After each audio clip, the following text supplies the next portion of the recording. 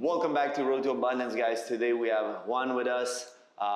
He's a professional in real estate, sales consultant, and he was doing a lot of cool stuff with real estate. I'll let him introduce himself and tell a little bit more. I don't want to mess up his speech of what he does because it's very particular and he's super successful at it. So, hey, thank you, man. I appreciate that.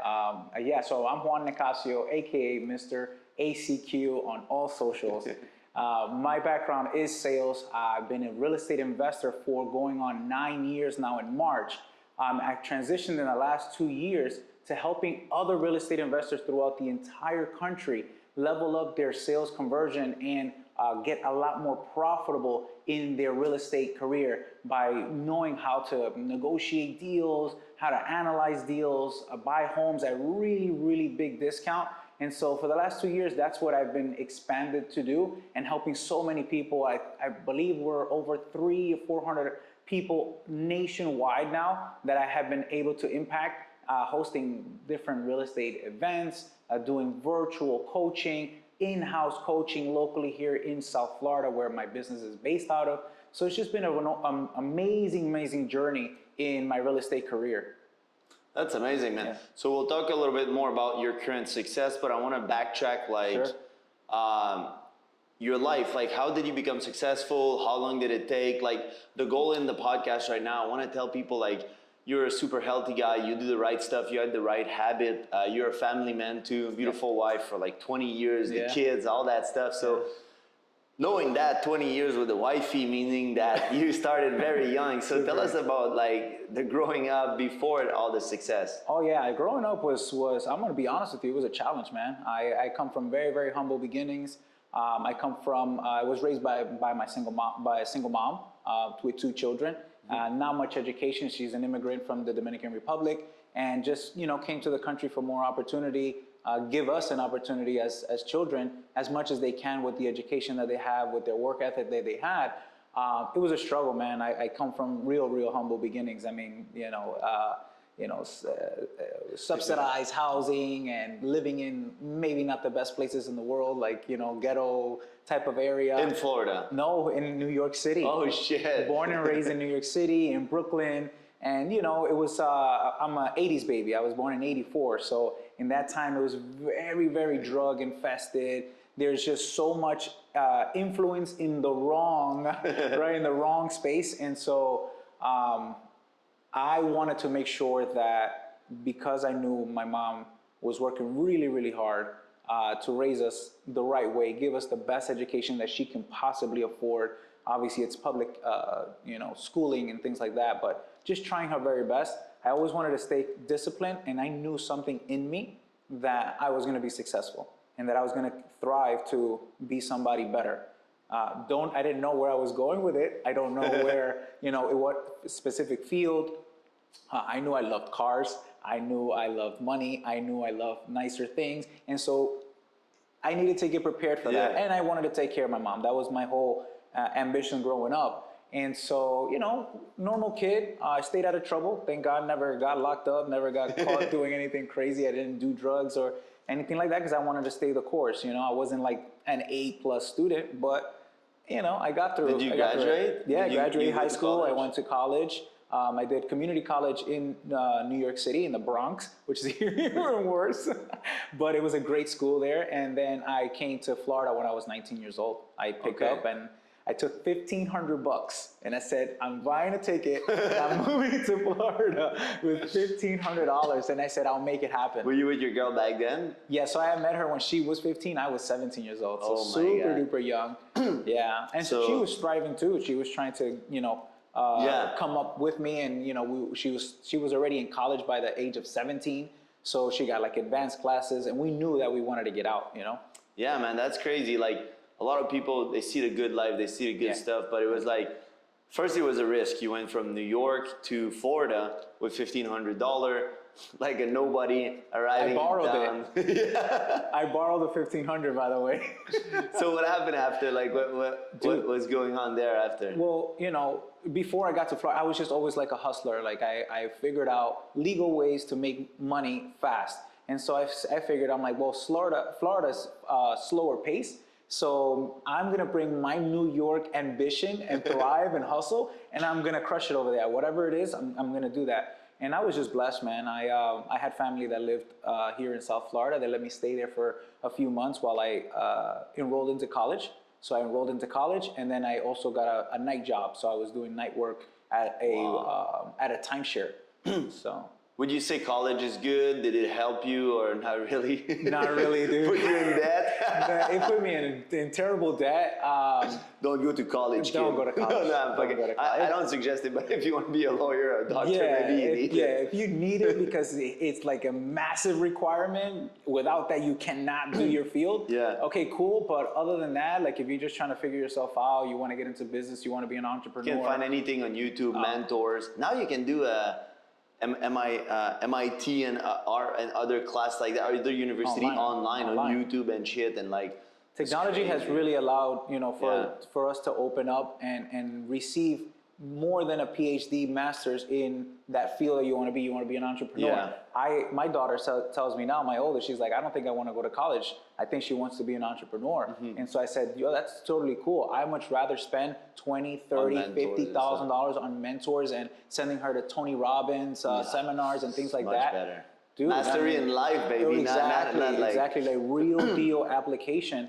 And I'd rather spend tuition on something like that, right? That's a great investment. Or investing in a business like 10,000 on a mentor, 10,000 on a business. Like I think like a full degree in America is like up to 300,000 now. Like if you go to very expensive universities, so it's insane what you can do in life. Yeah, and it takes them, and so they don't get the practical things, so they can you get the masters in business, but when you come out in full debt and no application. So now you got to start from zero. You know how long it's going to take you to pay the $300,000? Yeah, it's insane. At like 100,000 is at least 10, 20 years, and then you have that debt that could slow you down for a mortgage and stuff. So, so you started in real estate young, or it came later, the real estate? Much later. So when I was doing the night job and going to college, I also was introduced to health insurance, life insurance, and annuity products. And so I got my license. I failed like 3 times. I studied so much. I was doing so much, right? Like, and we'll probably talk about, staying focused. Yeah. But I was doing so much that I tried to cram everything in. So it took me some time to, pass the stupid test. It was like, you got to get a 70 something. And I was getting like a 68, 70. My God. I'm like, I'm so right there. So anyway, that was my first like real professional sales position. Okay. I was doing like door knocking. Right? I had these old crazy leads from this crazy scammy insurance company. It's the only people that hired me, right? And so they were kind of teaching me the ways. I had to pay for all the courses. I had to pay for all the licenses and whatnot. So I would take, what I was making at the other place and investing it into getting the license. And then I was door knocking, trying to sell these crazy insurance policies. That didn't work out, but it allowed me to have recruiting companies find me because I had a license. So if you were a registered licensed insurance guy, at that time, there was a product called the Medicare Part D, which is prescription drug plans for people that are 65 and older. They're Medicare recipients, and they needed a health plan to help them pay for their medical bills, right, or their prescription. And so I got hired by a Fortune 500 company, Cigna. I don't know if you've ever heard of them, but they're a large insurance brand. And that was like real heavy in boiler room type of situation where you got like 100 people on the floor pounding the phones, man, on automatic. Like you didn't even have a chance to breathe. Like as soon as you logged in, it just dial. Call center stuff. Oh, it was dialing for you. Yeah, it was dialing for me. So as soon as you logged in, you had to be ready. It was not like, should I make the call? Shouldn't I make the call? Can I take a breath? No. It's good though. It taught you a lot. Yeah. Absolutely, absolutely. So, me being a bit of a hustler, I was always good at talking to people and making people feel pretty good and very respectful manner. And so I did very, very, very well from there. And then I started selling medical supplies. So I moved from the call center floor to actually selling medical supplies to Medicare and diabetic recipients. For how long you did that? Man, that was a span of about 5 years I did that, man. And what was the salary like? Dude, I would make like maybe 50 grand.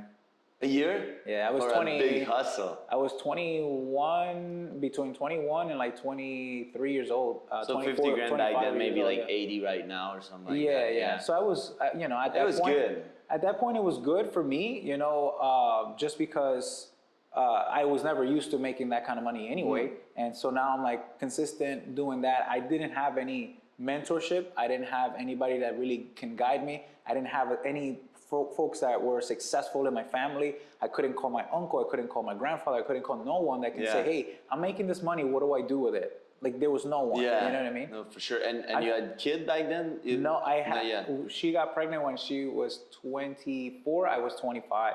So And just then that, it got real. That really got real. I was like, oh my God, we're bringing another human into existence. Were you like into healthy habit back then or no? Like No, football or No, not at all, dude. We would have whatever we wanted, when we wanted. There was no routine.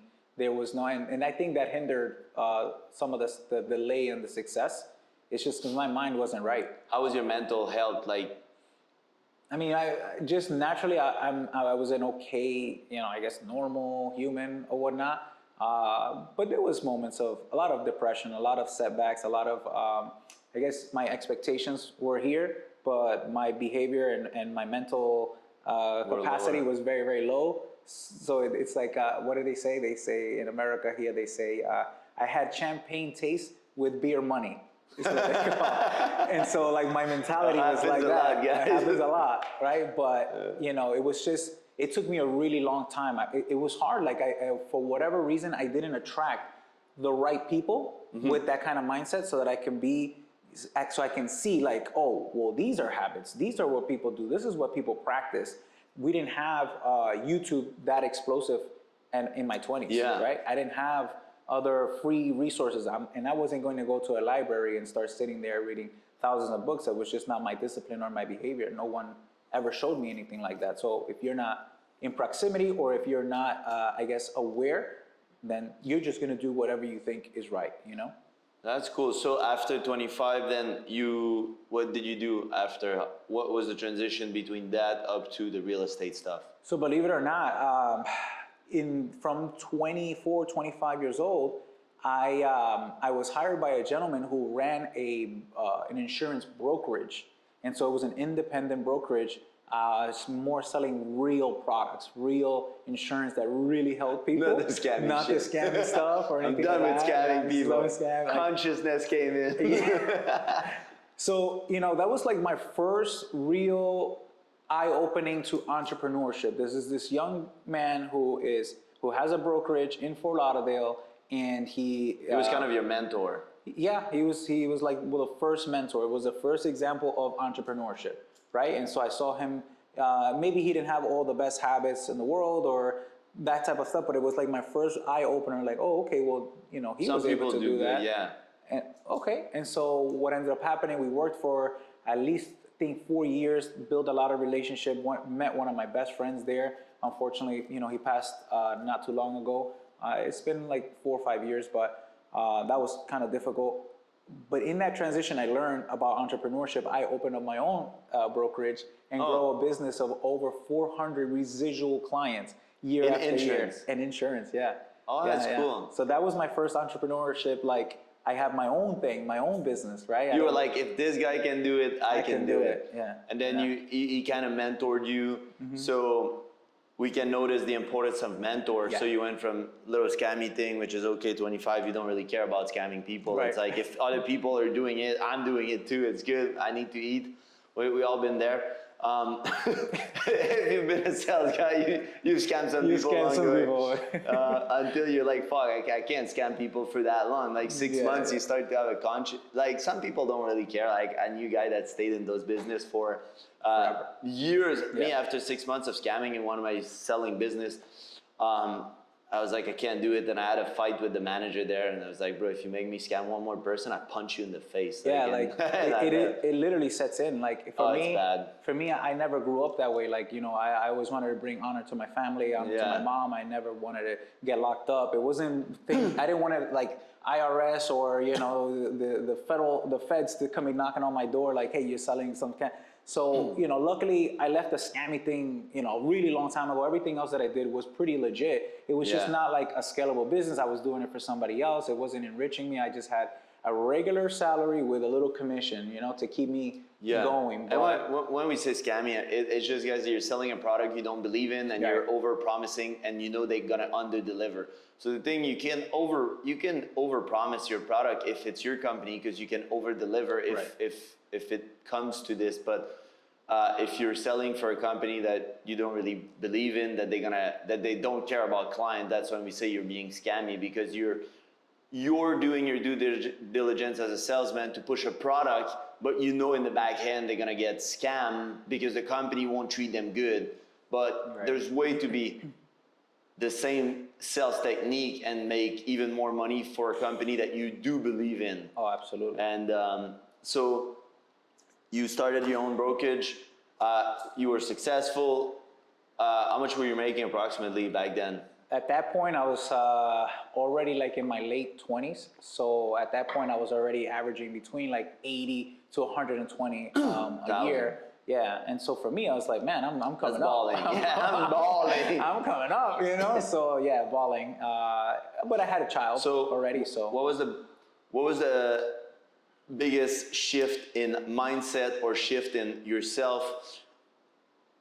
Because guys, to make more money, to go from 50,000 to 100,000 to $1 million, it's all about your mind. Yeah. Like the skills and stuff, and your network is your network. Of course, this will come later, but to scales in that range up to $1 million, I would say that it's your mindset. Yes. And even later, but then comes other factor. But what was the biggest change for you, like that you can compare, like between the little scammy 25 years old up to I have my own brokerage, I'm taking care of my client? Like what did really shift in your mind that you changed? Well, my morals were like number one, like I knew that I wanted to help. I really wanted to help people. I've always had a heart to help people in whatever it is that I do, and I know that I would become a millionaire helping people, adding value, right? I just didn't know 100% if like the insurance thing was going to be that, and there was a major change there. But when you have your own business, and then when you're taking care of another human being, it changes your perspective on everything, right? Like you just don't blow money, you just don't do that. You start honestly like being conscious, right? No more champagne, right? No more beer money no. So it was like you had to be a little bit more disciplined. I'm taking care of another human being that I want her to have the best life, better life than I have. So of course, naturally, you just start looking for better either mentorships or better ways of doing things. Did you start investing in mentors at this point? Yeah. So you were investing in mentors, and okay, that's awesome. So investing in mentors, taking care of yourself, being more disciplined, because obviously you were kind of forced. But I mean, some people don't really take good care of their kid, but you wanted to provide, and also you were feeling better internally, not as depressed, because now it was your company and you were feeling good about offering your product to people. And from that, what is the shift up to doing the real estate? Yeah, the real estate happened because at this point, I got to a point in the career where there was a government policy shift in insurance that really pretty much tumbled the business almost overnight. Within a year, my business was over. Oh yeah. Due to just the government policy that was in place, didn't allow me to make. I went from every policy would make me about 12% of the premium that these people were paying per month to 1%. To 1%? Wow. So imagine your business just going to nothing. I can't survive. So at which point I met a gentleman through my church, and he had a mastermind group that he would host every Saturday at like a local Dunkin' Donuts.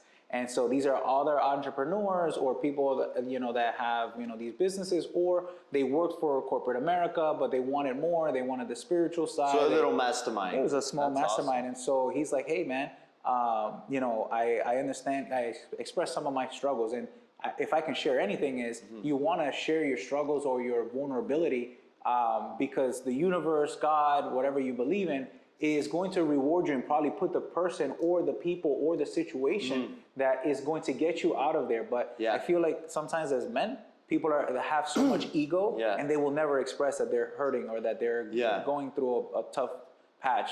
Yeah, and it's really important. Two things I want to notice there, guys. Mastermind. So it's really important to be in a group that either you want to be in a group like of your industry, like him, it's in real estate. So he has a group in real estate. I do group, and I'm building a community just for men, and it's to discuss. And also, you want to ask good questions. So it's good to know your problem and where you're struggling. But what you want to do also is ask the right question. And sometimes when you're not in the right mental space, it's hard for you to ask those questions. So if he's coming to me, instead of if he's complaining or being like, hey, so how can you make it better? And then start asking the beneficial question, which is what a mentor can do. Start telling you and asking you the right question that will help. Right. And so, he extended his, his knowledge because he was also in a corporate job. He worked in logistics and he did real estate on the side. And so he would flip properties as like a side hustle. And he's like, hey man, you can help me out and maybe we can, we can develop from there. He's like, hey, how would you like to make like $5,000 a house? I was like, oh, that sounds very interesting. I don't know if you're telling the truth or not. I know you're a man of God, but I don't know how you're gonna make $5,000 a property. I didn't know anything about it, real estate. Just shut down this thing.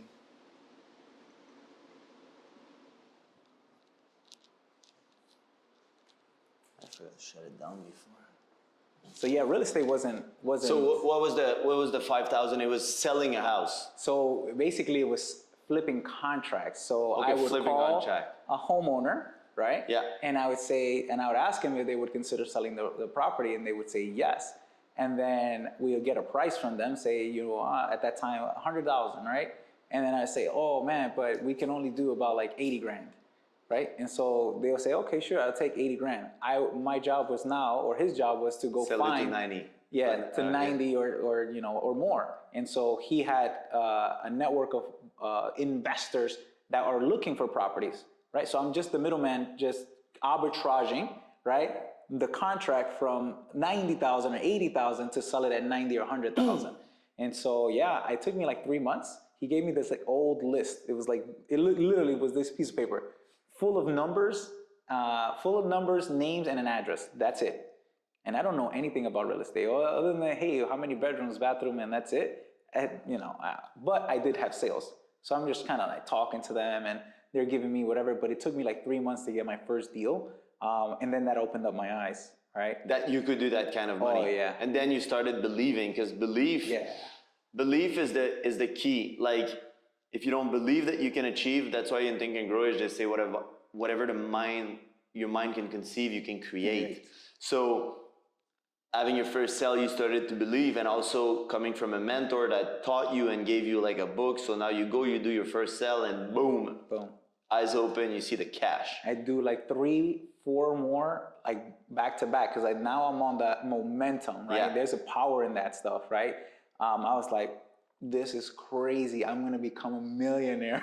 I'm balling. It's so crazy because I would make whatever 80, 125,000. A year in the insurance world. That went down to like nothing, to now like scrambling to make ends meet, to now every single deal that I do is like $5,000-$10,000. I was like, no, I think I can do better than $5,000 to $10,000. So we start reinvesting into lead generation and things like that, just kind of figuring out, okay, how do we get more people on our list? And so I do come from lead generation background also, because when I had the brokerage, I had to pay for leads online, right? So that clients can call me and say, hey, I need help with insurance. I was like, I could probably do this in real estate. So we start reinvesting, and man, the business blows up, dude. And it was yours or it was his business? What we did is, I was treating it as my only source because I didn't have anything else, that the business went down. He was working at the logistics company. I said, you need to quit your job by December of, I think it was like 2014 or something like that. And because we're gonna take this full force, right? And so we partnered, and we were a partner in that business for many years, for like about 5, almost 6 years. It stopped in 2020. But we were doing between an average of 70 to 80 properties a year locally here in South Florida. And so we were turning properties, and it wasn't no more of the $10,000 deals. Now it was like 20,000, 50,000, 100,000 a deal without us having to purchase these properties. So we were doing the same model. We So no money required technically, because you don't need a mortgage in order to make an offer. You make an offer, your offer is approved, and you have 30 days to, or whatever. Yeah. I guess you can put it in the contract that you have 60 days, and then you're like, I need to find someone to buy this contract for me, and that's it. Because I would sell it to another investor with cash. So the cash came from the investors, right? And so like that just opened up my mind to like, man, first of all, there's no lack of money, because all of these people kept coming to the table. 50, 100, 200, 300, it didn't matter. I was just selling these properties and they will all come in cash. I'm like, wait a minute, right? Because you don't know, right? You think that everybody works and everybody's gonna make 100,000, 150,000, and there's a couple millionaires here and there, but man, the streets were flooded with money. So we started investing even heavier into more mentorship. And so we would go and travel to different masterminds and different coaching programs throughout the country, Arizona, in Tampa, in Texas, and we would just... For real estate or? For real estate. Also for mindset and stuff? More real estate. But guess what?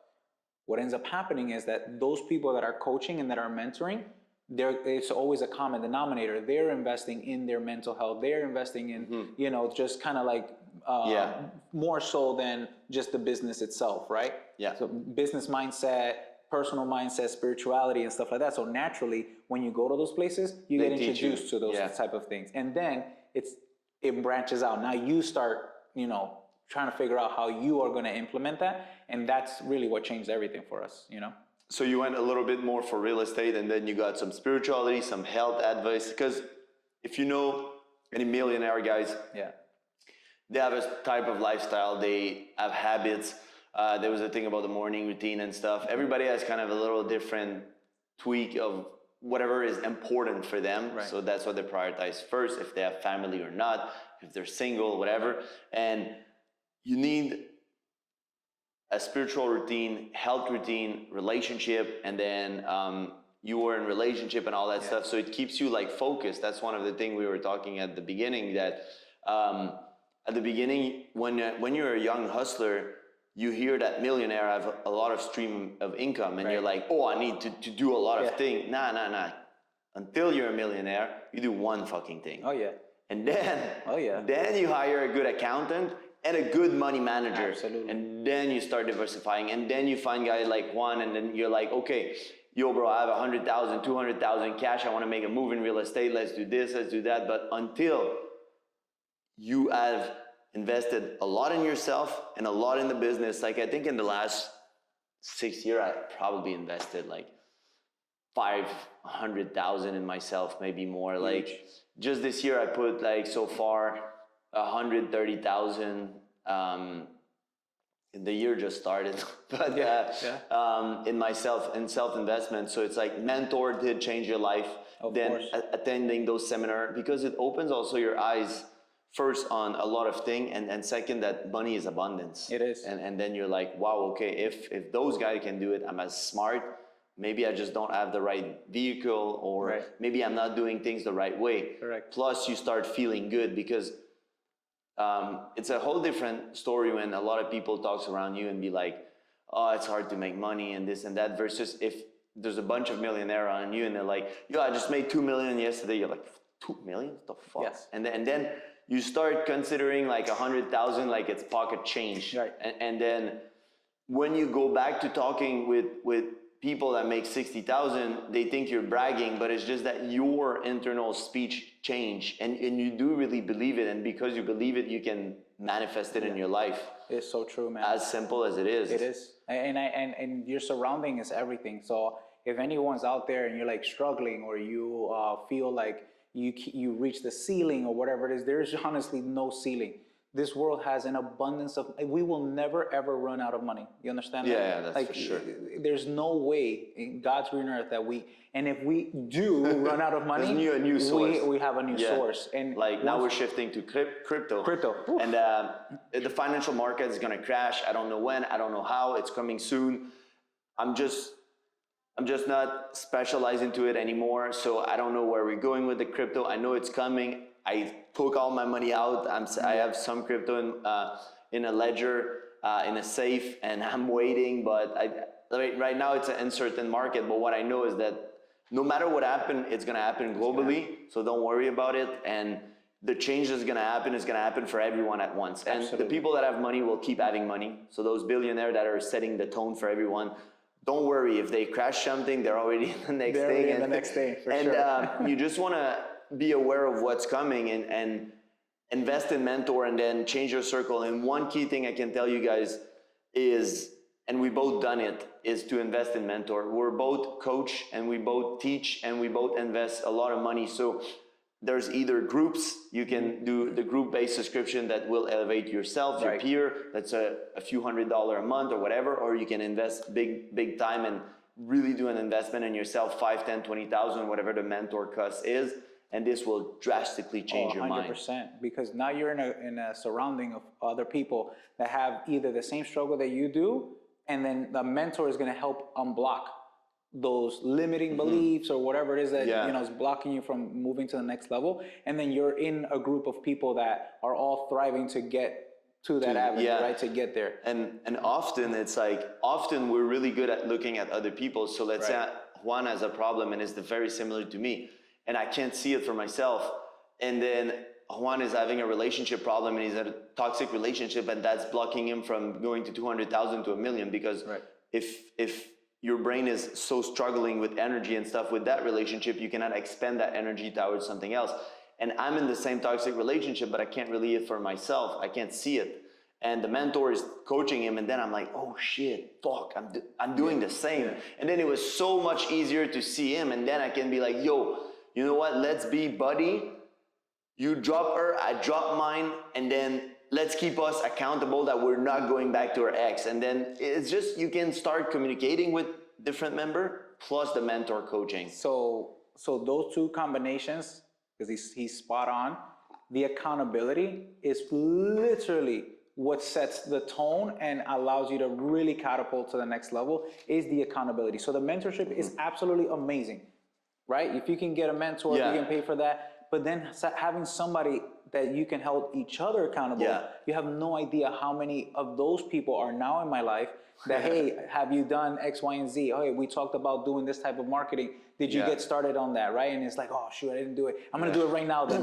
Come on. And so it pushes you. A mastermind group. Mastermind group, or just another kind of, like, if I can call you, Mike, hey, listen, spiritually, I'm not doing so well or whatever it is. I know you told me to do this in the morning or to take a nap at 12 o'clock and, like, you know, little tips.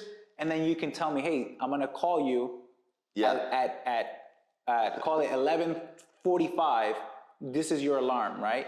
And then we help each other to get to that level. Exactly. So the mentorship and accountability is literally one of the best things that you can ever invest. So I would say, like, anybody, whether you're not doing financially well today, right? Because that's another mindset thing. Like, don't use negative words like I'm broke, right? Or anything like that. Yeah, your word is powerful. That's why we call it powerful. Spelling, because it's a spell you're casting on yourself. Yeah, for sure. And so, you know, just say that, you know, your money's in escrow. I like to say my money's in escrow, like it's about to hit the account. But I would invest. I would take like a small portion every single time you get paid or you get some money, so that you can allocate it for a specific event or a specific mentorship. Like that, it's not so hard when you see like a $5,000 mentorship program or a $1,000 mentorship program. You can just save up. You can even take a loan. Like I took loan for mentorship, because it's never like, don't take a loan. Don't put anything on credit card for traveling, cars, and all that shit. But investing in yourself, it's never losing money. Like I never felt like I lost money investing in myself. Sometimes I learned lessons, sometimes I learned that it was not for me, sometimes, but it was always good. And no matter who you think you are, you're never too good to have a coach. The best athlete in the world have a coach. The billionaire have coaching. Like Tony Robbins was just saying in the business mastery that I took, that he's still coaching Tudor, which is a multi-billionaire, and he still paid Tony Robbins for 3 hours a year, $3 million. So no matter who you think you are, from normal level of income to multi-millionaire, you need coaching and you need to invest. And there's no excuses of I don't have money, because when I was broke, I was still finding money to invest. If you really want, and this opened my eyes, and those risks also led me to become the man that I am. So after going bankrupt, I took money from a friend. I was like, bro, I need that money. This coaching is 10,000. I'm missing 5,000 because I just went bankrupt.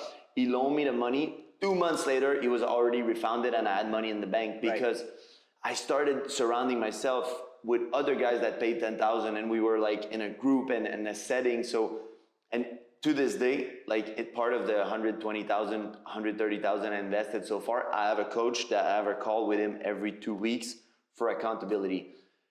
Sometime, most of the time, if you don't pay attention. Right. So sometime for me or for, I don't know if you're like me, but if a friend tell me like, hey, like, did you do that? Sometimes I'm like, nah, I don't really care. But if I'm paying someone to coach me, he's like, bro, did you do your homework? I'm like, fuck, I'm paying that guy. Like, maybe I should fucking do it. Yeah, you know, that's probably one of the most painful things for humans is paying for something and then not doing it, right? Like the only thing that you will never cancel is like maybe a $10 membership because it doesn't really hurt you.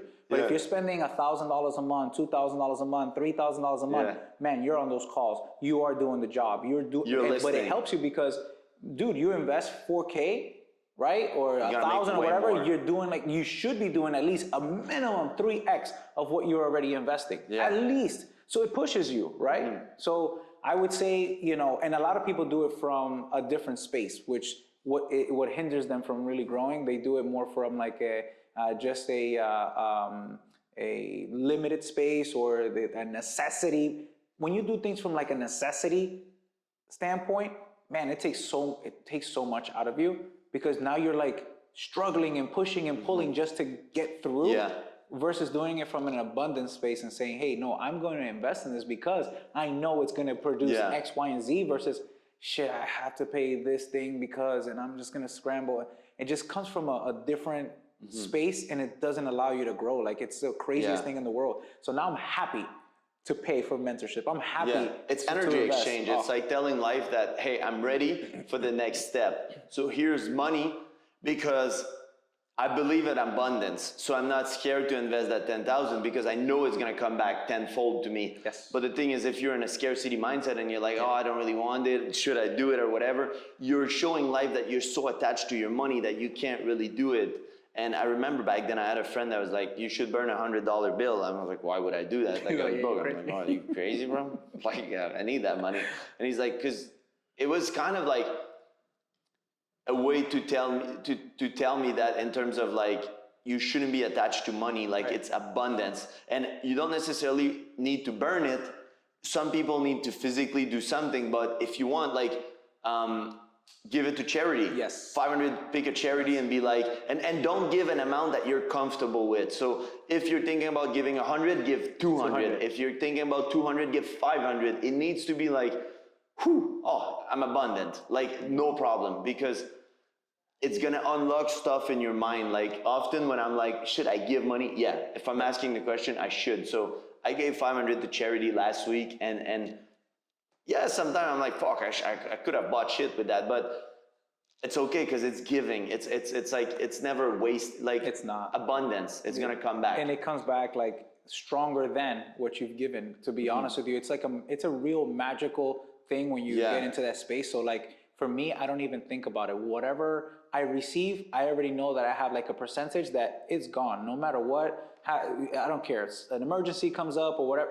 Like if you just stay disciplined to that, because it's also like a universal or godly spiritual thing to kind of test you whether you're doing it for your own self, I guess, satisfaction, or you're doing it because you are abundant, because you believe, you honestly believe that this is the right thing to do, or that this is going to create more abundance in your life, or you're doing it selfishly just so you can say, I donated.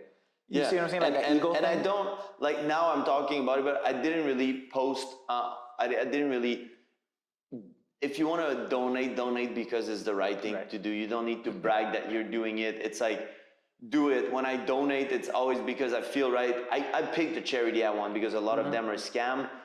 So if I believe that charity is doing good and affecting and my money will be really applied towards where it's going, I'm happy to give. So definitely research, you know, what charities you're donating to. Obviously, even try to get involved, maybe in a higher capacity than just the financials to make sure that whatever charity you're giving to, they're doing what they're supposed to. But at the same time, if you're donating with your heart, right, and with all of your just conviction that you believe in this, whether they misuse the money or not, it's like all the time I get my wife. Sometimes she's just like, oh, if you give them the money, the people in the street, if you give them the money, they're just gonna go buy drugs and whatever. But it's not about the drugs. It's not about what their habits are. It's your heart and knowing that you've contributed, and you hope that they use it for good, and the charity that you're providing to, that they use it for good. But once it's gone from my account, and once I've done my work and my belief, what happens after that? I let it go. Exactly. I let it go because the universe it has to deal with that person and their consequences that way. Yeah. With me, it's going to be a different story. It's not like, oh, you donated it in the wrong way, so you're sorry, you can't be blessed. Like, what? No, it doesn't make sense, you know? So, and recently you also started to change your health habit, right? So health habit, how all that even took you to another level? Like, because mentor, and then it's just adding more pillar and spirituality and meditation and all that stuff. You do all that. Yes. It is a progression. Things are not going to happen overnight, but it's like what I decided to do was say, I want to be a better version the next day. I revisit what happened the day before. Sometimes nightly. I do a lot of journaling now. Journaling. That's amazing. That's been the number one. If you take anything from this podcast, is that the number one thing that has transformed more millionaires has been journaling. And so it took me a long time to get into that habit, but it's the most amazing habit. You have no idea the magic that comes from, especially for guys journaling. Like we don't, I call it secretary work. That's why I didn't like it anymore. Like, I'm not a secretary, I'm a fucking millionaire. No, but that's why I released 2 journal, the gratitude journal and the habit tracker, especially for daily tracking. Like my girl was really deep into that, and I was like, and the magic of writing, there's 10,000 nerves and stuff associated with you and your mind and writing, and there's so many involvement with your hands doing. It's not like typing on a computer. So for journaling, do it manually. That's why I still created a journal, and I still do it manually for that stuff, because your hand is writing. It's super powerful. I don't type it, and I don't speak into it. Everything is manual for me. And that doesn't matter. Sloppy handwriting, nice handwriting, just doing that habit. You have no idea the incredible things that come to light. And some of it happens almost instant, which is like beyond me. Like I am so grateful. Because you it's also, people are like coincidence. It's never coincidence. There's coincidence happening over and over, and then you start to realize that it's not coincidence. It's just life and the law of attraction, and things are happening because it's a law of attraction, because a law is a fact. It's happening. That you believe it or not, the law of gravity is there. That you think that you can walk on the roof and just keep walking, gravity is going to take you back. So believe it or not, it's working. Same with the law of attraction. So that's why now, just doing your journaling, it's like clicking. So we'll backtrack a little bit, all right? In my 20s, complete disaster. All I did was drink, party, spend money, made money, hustle. It was not sustainable. Of course, if you had a magic wand and can go back, obviously I would practice the habits that I'm doing now. Then, because we're here for a certain period of time, and the more that the sooner you begin those habits, the more success, the more health, the more happiness, abundance that you're gonna have, and you get to live out for a very, very long time and not waste it. But at the same time, I feel grateful. It taught me, and then now it teaches others, because now I can talk to folks. Who knows who's watching this, right? You might be 15 years old and you're listening to this, right? And so we want to encourage people, and that's one of my biggest passions now, is to create an impact more so than money, because I can have I've lived with nothing, and I've lived with much. And to be quite honest with you, it doesn't really matter. It's the impact and the things that you're putting out into this world that's going to leave the legacy. No one's going to remember that you have $5 billion in your bank account, or if you had $100 in your bank account. Nobody's going to look at that in your obituary like, maybe your daughter. My daughter, he left me with nothing. But the impact that you leave on the world, and that's why there's a lot of people that are older that mentor people Right. because at one point they want to feel good and they want to leave an They impact. So live it's something. amazing. But yeah, I mean, I was really unhealthy. I was overweight. So believe it or not, I was, I'm Little only chubby five. boy. I was chubby boy. I was like, I'm 5'7.5" on a good day when I wear these boots, right? So I'm not that tall. And I was like 215, almost 220 pounds. That's insane. 220 pounds, roly poly, man. Yeah, that's fat. And so I didn't wake up early. I didn't meditate. I didn't do any of it. Also your mind, because your happy hormones come from the gut. So it's like, so now I guess fast track to now you're doing all the healthy stuff. It's also improve your business, because a lot of people are like, I don't need it. I don't need the six pack. You want more money? Right. Yeah. You want better relationship with your wife? Yeah. You gotta eat healthy. You need it. Yeah. You gotta eat healthy because it's gonna impact your whole system. Absolutely. That's amazing. So now you're doing that. You're mentoring people also in real estate. Business is booming. Everything is good. It's a lot more satisfying. Yeah. Also, now your relationship with your wife is amazing. Obviously, it had ups and downs, and it was probably related to mental health and how you feel inside. Absolutely. Now that you're fully secure as a man, and you're like, I know I can provide, and I know who I am, and I'm healthy, and I'm happy. I'm sure you show up 10 times better in the relationship. Oh, yeah, 10 times. Even as a father and stuff. And then I have 3 young kids, right? Yeah. So they all need my attention. So I'm really blessed that now, believe it or not, I work less, make more, and get to spend time with my family every evening, right? I take them to soccer. I can pick them up. I can even take them to school. It's like, it's a really powerful thing that has transitioned. And then, of course, with my wife, I have my alone time with her. I could take out a date. We went on a date the other day, right, with the wife. And so it just, when you're doing these habits and you see how much abundance that is out there, everything gradually just starts to fall into place. Everything is a lot more healthier and much more at peace. We try to stay away from all types of drama. We've cut off relationships with other people that were toxic, because even that affects relationship. Yeah. That environment affects the relationship. Yeah, for sure. And so, no, thank God, yeah, it's been such an amazing process of, all of it, relationship with my wife, the kids, business, and then in the impact of people as well, which That's is awesome, man. Which is my biggest thing. Like, that's my that way makes you happy too and stuff. Super happy. So Juan brought me a gift, a book. So that's amazing. Thank you, brother. Talking about book, what's your top 3? You have 3 books to recommend. Yes, absolutely. So the number 1 is The One Thing by Gary Keller. The One Thing. Yeah. Okay. Essentialism is the second one. What is it? Essentialism. Essentialism, yep. And so it's basically, I read those back to back. So I do The One Thing and the Essentialism second. And then I would say, because I'm in sales, I love Chris Voss's Never Split the Difference. Never Split the Difference? Yeah, that one's a great one. Yeah, and that's just because I'm a sales guy.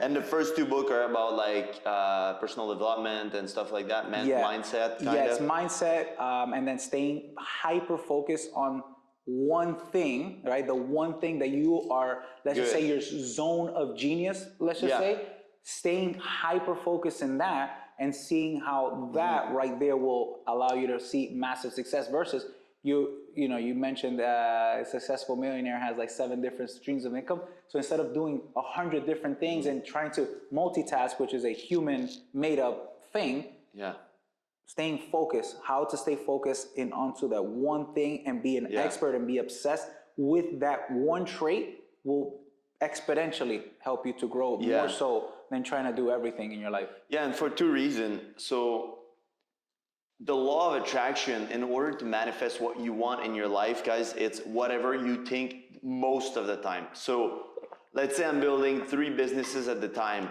The law of attraction is dividing its power.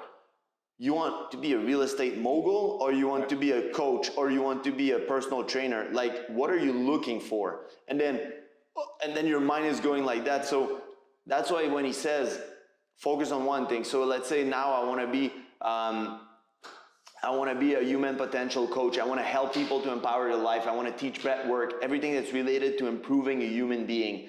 Now I have one vision where I'm going to take this brand. That's why I stopped OnlyFans, like that's why I stopped all the social media stuff that I was doing. Now I'm only focused on to that one thing. I'm putting all my thoughts day and night, and I'm helping as many people as I can. And the book I'm writing is linked to that. Everything I'm doing is linked to one goal that I can push.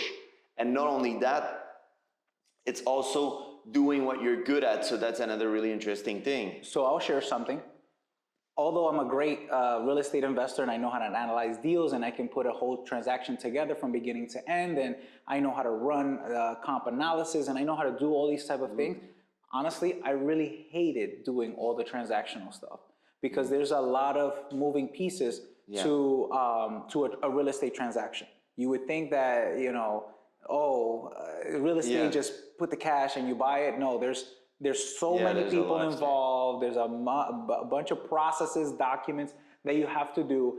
And so although I was very successful at doing that, it wasn't making me 100% happy. Either fulfilled. Like I wasn't fulfilled. And so I had to take a step back in that career. That's why the partnership ended in 2020, because it was just, I was already exhausted, man. I was just like, although this is great, we're doing these amount of deals. You were making a lot of money, but not 100% where you wanted to be. I was so stressed. I worked 12, 13 hours every single day and just dealing with a lot of negative emotions from all the different parties and people fighting and attorneys and sellers and buyers. And it was so much. And I said, no, this cannot be it. Like, I want to be a millionaire for sure. Like, I want it, but it can't be this way. Not to the expense of my health. Right? Not to the expense of my relationship, because then now I argue with my wife over nothing, right? Because I'm so so in your head, so already triggered. And I learned the same thing as you. It's like, there's three type of entrepreneur if you have a business. There's the artist, which that's probably what you are. It's like a creative genius. You want to do your thing. You want to move pieces, but you don't want to move them. You want to move them with your brain. Then there's the manager operator, which people that loves to do spreadsheet numbers and all the technical stuff, which, like, it doesn't mean that you're not good. I'm a genius in math. I'm a beast, but I'll use it, present it to me, I'll guide, but then you go and you do it. And the last thing is entrepreneur, people that are 100% risk and only putting money and they want to do things. Us, we have the artist in us. We want to empower people, make an impact, do this, that. So we're not only focused on money, we want to make sure we provide fulfillment and other stuff. And I did the same. I was good at so many things, but I couldn't build a business higher because I hated a lot of pieces of it. So now I just hired a team today, actually. I took 3 weeks to find the right team, and now I have a whole team that's going to move all the pieces that I don't want to do. And I feel like it's removing so much pressure. I'm paying them. It's costing me a lot of money, but the thing is, it's an investment that you'll 10 times later, and your business will grow because you'll be able to manifest, because the key is always feeling good. If you're always feeling good, you can manifest 10 times abundance. And so that's crazy. What happened. I had to transition. And the book, The One Thing, was what did it for me. It allowed me to set myself back and say, okay, I understand you're really phenomenal at taking care of all of this, because I am phenomenal at doing transactions. I'm good at this stuff, man. But what happens is that all those pieces didn't make me happy. So I got to figure out what in this business, because it's a great business. It's a business that's making many millionaires right now in forever. Real estate will always make millionaires. Where in this business do I fit? What is my one zone of genius, right, that I can make a bigger impact? Because even just running my own operation, well, it's, technically speaking, it's just my own operation to feed my own, pockets, and I'm only impacting the people that I'm directly in there, but there was so much more impact that I can do. So what I said is like, well, like the number one thing that I'm amazing at is sales and talking to homeowners and making them feel good and creating solutions that are win-wins for the company and also win-win for the investor, right? Yeah. So I said, you know what? That's what I'm going to do. And so I started helping other investors nationwide to learn that sales skill set. And I successfully now I'm able to have all these salespeople even around the world. I have people doing sales in Egypt, Philippines, Central America, South America, and all throughout the United States, and they're learning my framework on my genius, and I'm doing an impact worldwide where I was just having a little impact here in Florida. You know what I mean? And you're feeling happier and making more money and working less. It's crazy. So it's crazy. Scarcity mindset, you're like, I'm so good at so many things, but actually focusing gave you so much more time, more freedom, more money, and then you can have millions and just relax and just enjoy them and just do what you want, and then you can build out of that. That's amazing. And just other people chime back and they tell you, man, because of your program, I'm in this situation now. Like, I'm in a better situation.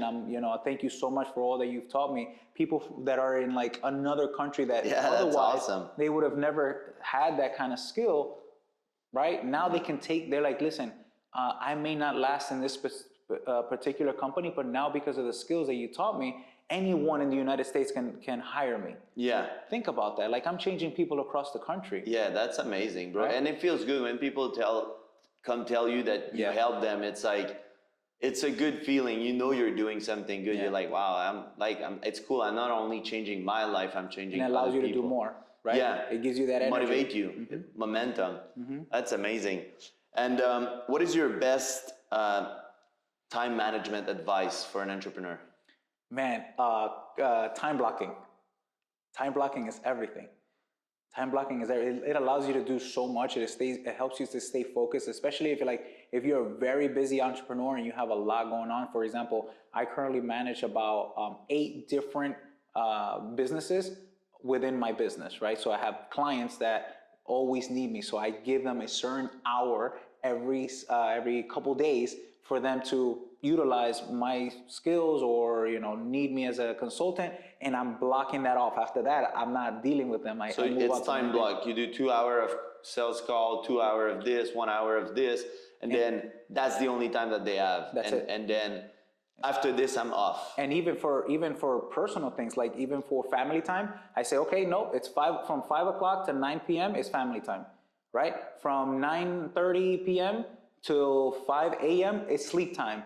From 5 o'clock to 6 o'clock is gym time. And from 6 o'clock to 7 o'clock is journal time. And that really has helped me to have a very organized and time managed space. And then I don't allow other distractions. Like even for this right here, I blocked off about 3 hours here, and I put it on do not disturb, and so now I'm fully focused and immersed instead of my phone going off, because we humans, you get distracted at big times. Sure. And so now it allows me to stay hyper focused, which is the same thing from the one thing, right? Now I'm super duper focused. I can give you all of my attention. I can give you all of me and be hyper productive because I'm managing time. Because also your mind is free. You know that you're focused. And there's the thing, it's the Parkinson law. It's whatever time you allow for something, that's what your work will expand to. So if you're like, I need to write this essay in 4 hours and it's 2,000 words, it's gonna take 4 hours. Right. And if you need 2 hours, it's gonna happen. And I know I tested this shit so many times, because when I was at college or at any school that I went or any project, I'm the last minute guy. Like college, end of session project, I'm starting at 10 p.m. when it's to give at 8 a.m. in the morning, and I'm not sleeping all night. And I'm like, 8 hours I need to finish. And I come with 36 page, ranked like 95 in the score. And they're like, how the fuck did you do that? I don't know, but I had no choice. That's the time I was allowed. And I gave my brain that time, so I had no time of self-doubt or anything. Bro, page need to write itself now. And my brain was just making it happen. So you can create that kind of emergency for yourself in order to be productive, because you know that you only have 2 hours to do this, then it goes to another meeting or something else. So your brain will be like, okay, I need to do this now. Yeah, and it's super duper effective when you're just like zoned in, one thing, do nothing else until you accomplish that. It's over, move on to the next, the next thing. Yeah, so that's like number one thing that I would recommend. Time blocking is everything. That's cool. And what was your best investment this year? Like in terms of, it can be something material, it can be a mentor, it can be whatever, a book, like whatever. your best I investment? want to be honest with you, my social media manager. Yeah? Yeah, that was probably like investing in myself, right? Like that social media is another business. Yeah. It's another business. Obviously, everybody wants to know what you're doing. It's a way of marketing yourself and making an impact because it's going worldwide. But when you're hyper focused and you have an actual business that you run, to add social media to the mix, which is another full-time job, I delegated it out. So that's probably my biggest, best investment. And I'm extremely happy with that because the response is amazing. The pages, all of the social medias are growing. Think about it. You got Facebook, you got Instagram, you got TikTok, you got Pinterest, you got Twitter, you got LinkedIn, Snap, right? I didn't even know that still exists. Pinterest, all that. Yeah, Snapchat is really, really big in the eastern part of the world. Okay, so I'm gonna get with the social media manager. Yeah, it's like, and then you have the short form content, the long form content, the picture content, the funnel content.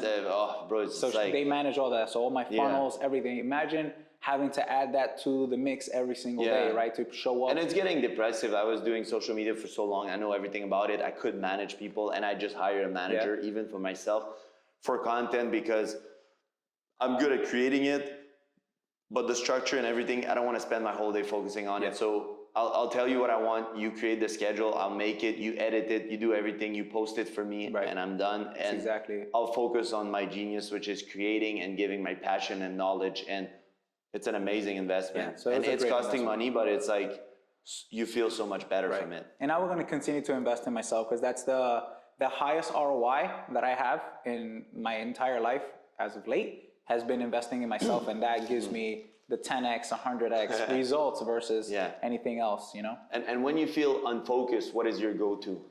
No, I have to stop and do the breathing techniques or meditation, right? And kind of get centered. That's awesome. At least it doesn't need to be minutes. long. It's like sometimes 10, 15, 20, like depending on how your mind is busy. So that's amazing.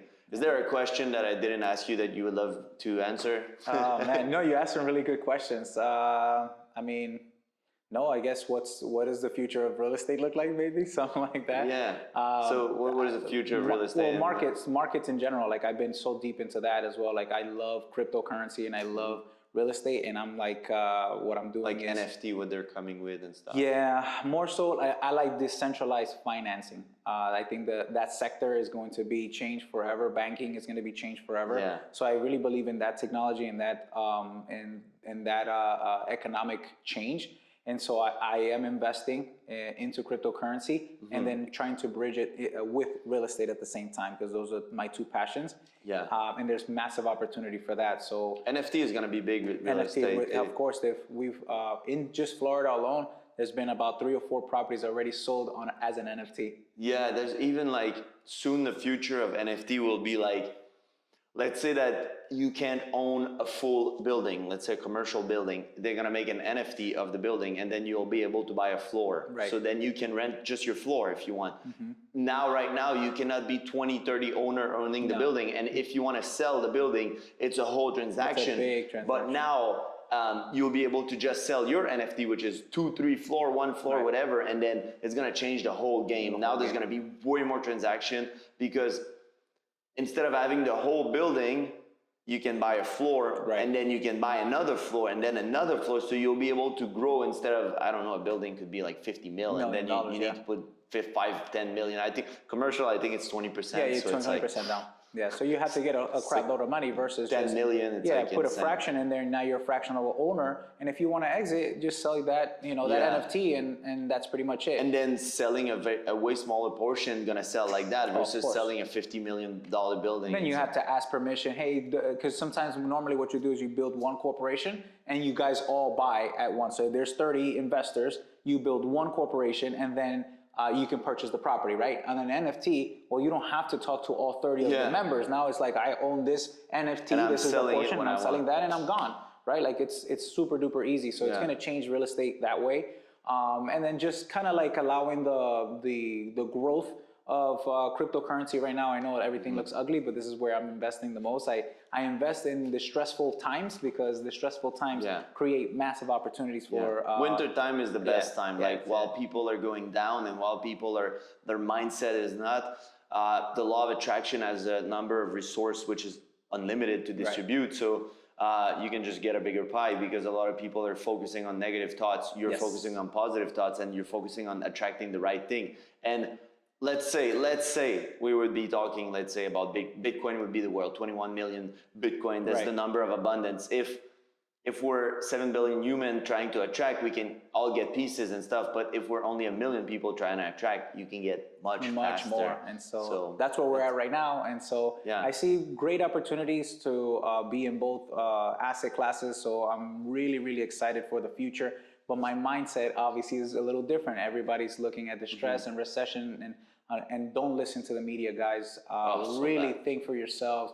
Really figure out exactly what's going on, and understand that even in these recession, depression stages, there's always a bounce back, guys. There's always a bounce back, Invest in yourself. and it's only what you perceive, right? Because I'm not feeling depression and recession. Me neither. And it's whatever they tell you. Like when they were telling you that something was coming, and now it's climate change and the next thing and the next thing, and they're just making your mind busy with useless stuff. So focus on you, focus on becoming better. And yeah, man, thanks for your time. Tell them where they can find you, your website, if they want to get mentored in real estate and all that good stuff, like where they can find you. The easiest place would be on Instagram. It would be Mr.ACQ. That stands for Mr. Acquisitions. Facebook, Juan Nicasio Mr. ACQ. TikTok, everything, Mr. ACQ. You Google that. I'll put the link under the YouTube. And guys, thanks for watching. I hope you learned something. If you want the good stuff about real estate, he's the man. So I'll see you in another podcast. Appreciate it. Take care, guys.